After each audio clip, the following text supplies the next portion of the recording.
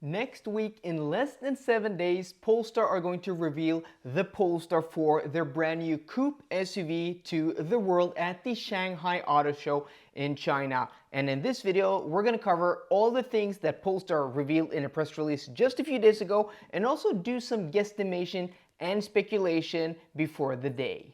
But before we do that, I just want to give a huge thanks to today's video sponsor, Zaptec, with their Zaptec Go home charger. The Zaptec Go is a small, cool, and stylish home charger that can charge up to 22 kilowatts on AC charging. You could use it with every electric car on the market, even with a Tesla. It's actually very good. It won NOF, the Norwegian Automobile Association's test of best chargers in 2022. So it is actually very, very good. So if you want to purchase one, you'll find a link in the description box down below. Go to your country, click that link, and purchase one from there. So again, a huge thanks to Zaptec for sponsoring today's video.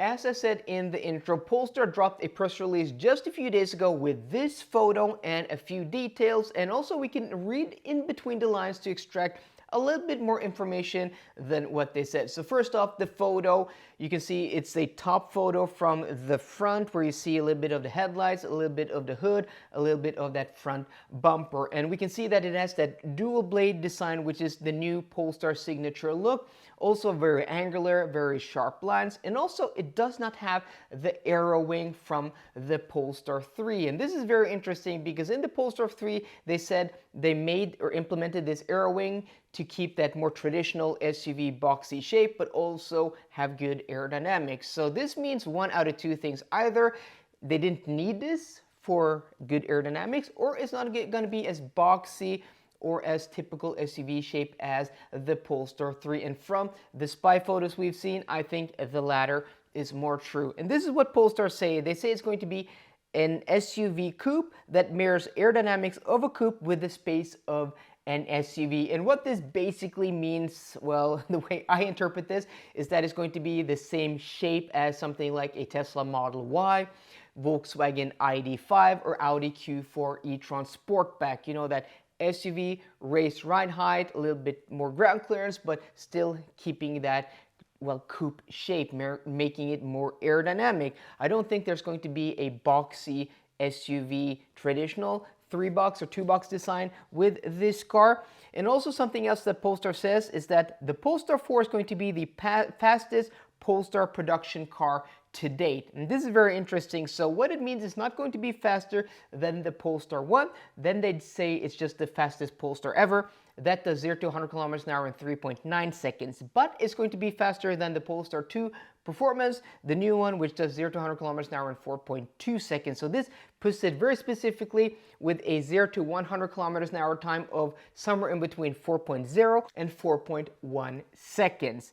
And also we can then extract the, well, guesstimate the power output is probably going to be more than the Polestar 2 Performance with 476 horsepower, but I don't think it's going to be more than the Polestar 3 Performance with 517 horsepower. Now for some speculation and guesstimating. So about a month and a half ago, I made a more in-depth video. So if you want to go check that out, that will be linked in the description box down below. But what I said is that I think size-wise, this car is going to be smack in the middle between the Polestar 2 and the Polestar 3. That is correct. The Polestar 4 is smaller than the Polestar 3, but bigger than the Polestar 2. And before you go saying, well, that doesn't make sense. No, it does make sense, but Polestar have decided to name their cars in the order they are revealed, not size-wise like Audi or BMW or Mercedes or just about every other manufacturer on the market that uses, well, a alphanumeric naming scheme. But from that, we can extract that this is probably going to be about 4.7 meters long, 1.9 meters wide, a height of 155 centimeters, and a wheelbase of 2,850 millimeters with a ground clearance of 1,750 millimeters. Then for the variants, battery pack sizes, WLTP rated range, and also estimated pricing. Again, speculation, but this is based on, what the Polestar 2 cost, the Polestar 3 cost, and also its competitors, right? So first off, I think there's going to be a standard range single motor with a usable battery capacity of 77 kilowatt hours with a peak charging speed of 155 kilowatts, rear wheel drive 290 horsepower with a WLTP rated range of 490 kilometers. This having a starting price at around 48,000 euros. Then we have the long range single motor, 90 kilowatt hour usable battery capacity, 225 kilowatts of peak charging speed. This also rear wheel drive, 320 horsepower with a WLTP rated range of 600 kilometers. This with a starting price of around 52,000 euros. Then the long range dual motor, 90 kilowatt hour battery pack, 225 kilowatts of peak charging speed, all-wheel drive with 440 horsepower, 560 kilometers of WLTP rated range with a starting price of around 57,000 euros.